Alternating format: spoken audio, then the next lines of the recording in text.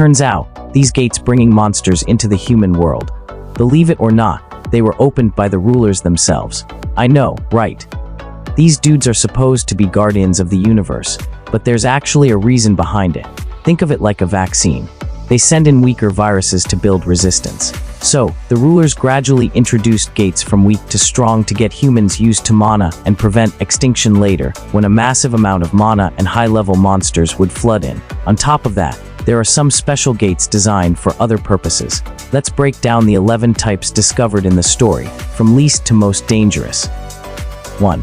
E-rank gate. Okay, these are the weakest gates, total beginner stuff, that at tutorial level for hunters just starting out. The monsters, think lame dogs, sick chickens, crippled rabbits. They might be a bit chubby, but it's no biggie.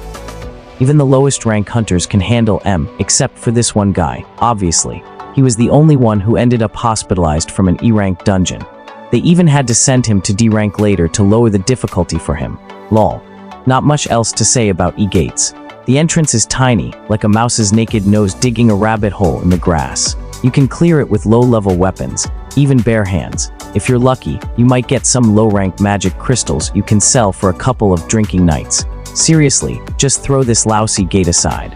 It doesn't even appear in the story again. Moving on to common gates, where lots of people look to grind. A whole team can earn about 500,000 Korean won, about $450 from selling E-rank stone. Income per hunter is about $450, enough to eat and have some fun. 2.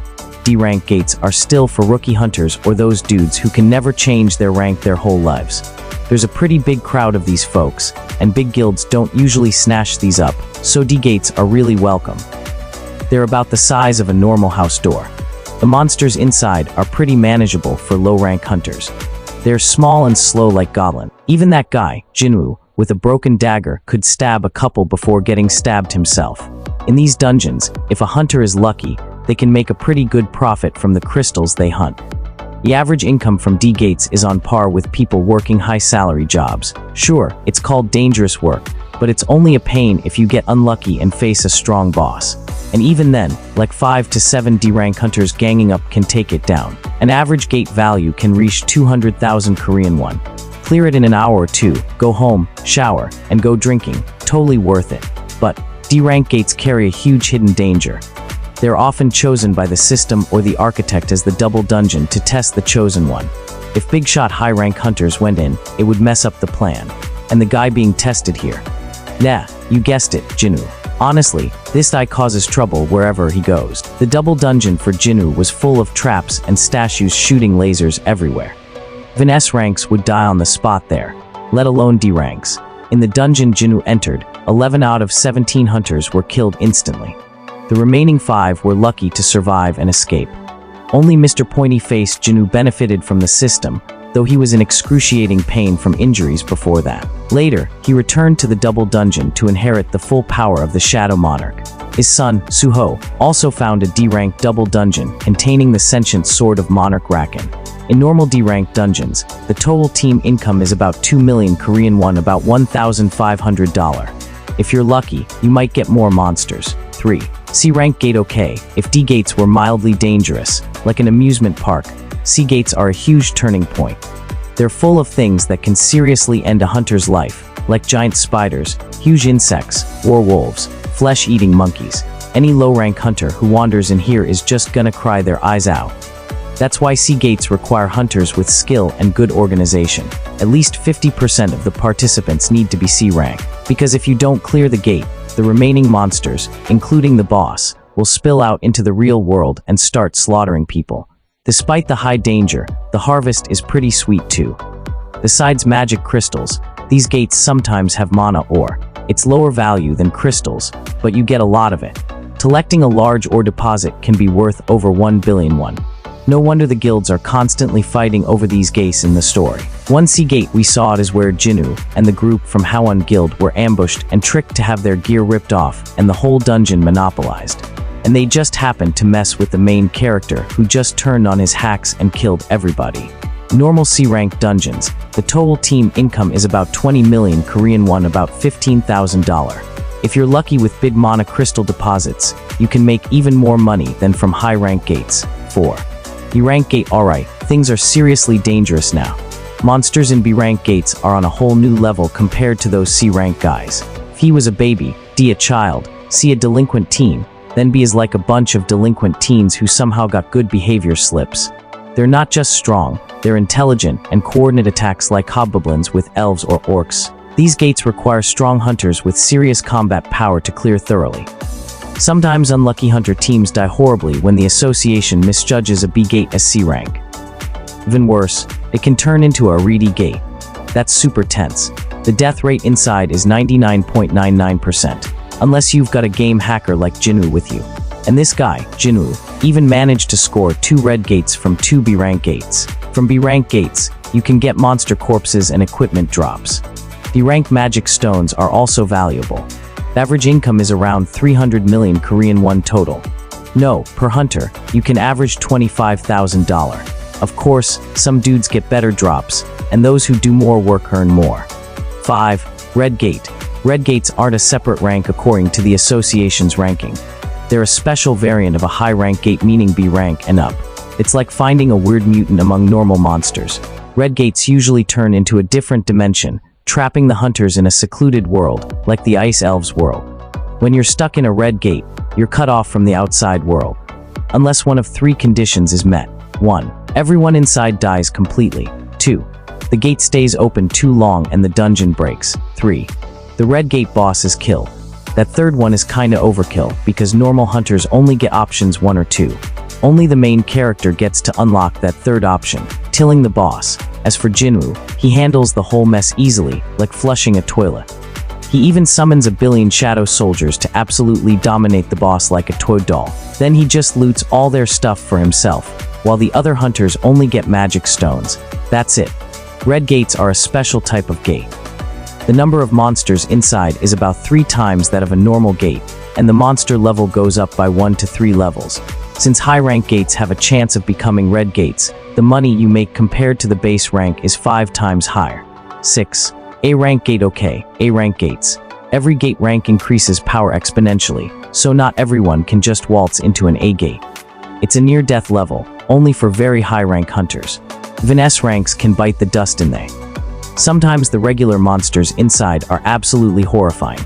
They can even wipe out an entire team of elite hunters geared up to the teeth, let alone getting to see the bosses. To go into an A-rank gate, you need at least a powerful A-rank team or a whole S-rank team just to be safe.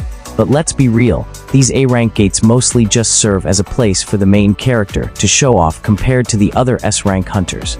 Big guilds often fail against these gates if Mr. Pointy-handled Jinwoo isn't they. From A-rank gates, you can collect magic crystals, materials, equipment, and boss-type drops. Average income is around 2 billion Korean won total. No, you can split about $1,200,000 per hunter if there are 10 people. But for rank hunters, you probably need like 20 people to be safe. S rank hunters only need a few, so they get a bigger cut. 7. Instant Dungeonish Key Gate. These gates seem to be created specifically by the architect or system for Jinwoo to gobble up and at Jack, or designed for him to activate specific knowledge and special abilities after system quests. Sometimes, you get random gifts like keys. When Jinwoo opens a gate with a key, it becomes a normal dungeon you can clear for drops everywhere. Ending the gate is easy too. Either kill the boss, or if you can't beat it, just use a return stone to warp out, and there are no bad consequences later. Thanks to the gate he opened with a key at the subway station, this guy became a master grinder, made tons of money, bought loads of gear, and even picked up a hack-like dagger that makes things bleed to death instantly. Another key opened the Demon Castle gate. He summoned a powerful army, learned about the monarch's past, bought 2 monarch-grade daggers from Demon King Baron, and even found the cure for his mother. Jinwoo also got to see a vision of the war between the monarchs and rulers, where humanity is completely wiped out, so he could prepare for that war. Income from these is only for Jinwoo. The levels range from E to S. Each key has tons of floors, so the amount of monsters is huge. The danger level is similar to outside floors, but the income is like 10 times higher if Jinwoo clears it all out. 8. S-rank gate. Oh my god. These are the strongest, most dangerous, most terrifying gates. The boss levels are basically monarch level or equivalent, like the Ant King, Monarch of Beasts, or Dragon Kamish. Only dudes who are tired of living will step into the But if you don't go in, things are screwed anyway, so someone has to bite the bullet and go. If you don't clear them, they could cause a global catastrophe. S-rank gates are considered disasters globally, so they have to be carefully planned, selecting participants very carefully, and preparing for a very long time before entering.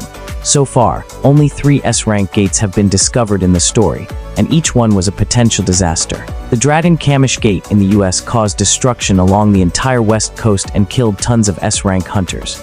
The Jeju Island Gate opened for tourism 4 years ago and caused a huge hazard. The Tokyo Gate contained hordes of giants as strong as S-ranks, along with the chain Monarch of Beasts, and 2 out of those 3 S-rank gates were taken down by the main character. S-rank gates are super dangerous. Naturally, the A-rank and S-rank magic stones collected from monster corpses are incredibly expensive. The US Federal Hunter Association HQ was built on Kamish's corpse, and that corpse powered the entire HQ for years.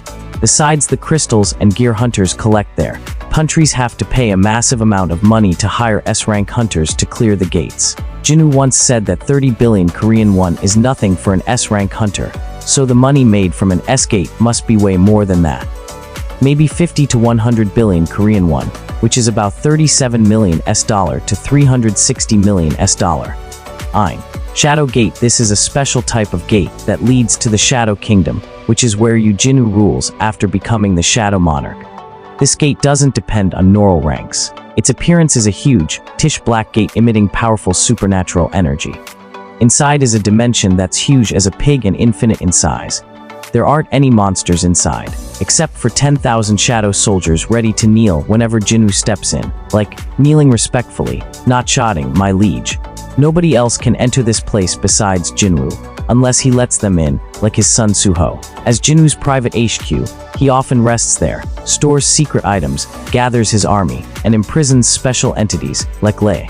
It opened for the first time right after Jinwoo officially became the Shadow Monarch, showing off his absolute power and setting it apart from all normal gates. As for money, you don't earn a single cent from the Shadow Gate. 10 special quest gate. These gates are created by the system to give players specific quests. They appear in special situations, not according to normal ranks. That's why only players like Jinwoo or Suho can get this sweet deal. After the quest is completed, the gate disappears immediately. One example is the Penalty Gate. It doesn't have a physical form, but Jinwoo would be sent directly to this area if he didn't complete his low-rank daily quests. Before Jinwoo was high level, it was truly a nightmare in there. But after he leveled up, it was just like an amusement park, just a waste of time. The second type known as the Gate in Ragnarok. Suho got an urgent quest in the Shadow Gate or accessed via it, having to destroy the source of a dimensional disturbance. He completed the quest and moved Amu into a new space. It's expected to appear more in Ragnarok with increasing difficulty. These gates also don't give you money, only drops experience. But the amount of equipment long-faced Jinwoo looted and could sell to humanity would be a huge amount. 11. Giant Gate. These are the gates that appear at the very end of the manhwa, and they don't belong to any normal rank. When they show up, they are super massive, bigger than any gate ever seen, and they appear simultaneously all over the globe. These gates are the entrances for the monarch's armies, threatening the destruction of humanity. They're related to the final war between the monarchs and rulers, showing the global scale of the supernatural conflict, far beyond normal gates. In Chapter 230, 8 of these gates appear everywhere, causing panic across humanity.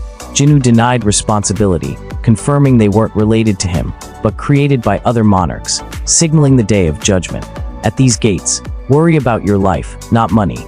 They are all monarch-level gates, yo. Also, the monarch's soldiers have magic crystals implanted in their necks, unlike the creatures from the lousy gates the rulers made. All you get is their corpses and equipment. So there you have it, a complete breakdown of all the gates we've seen in solo leveling, from the weakest E ranks to the world-ending giant gates. Which gate type is your favorite or least favorite? Let me know in the comments.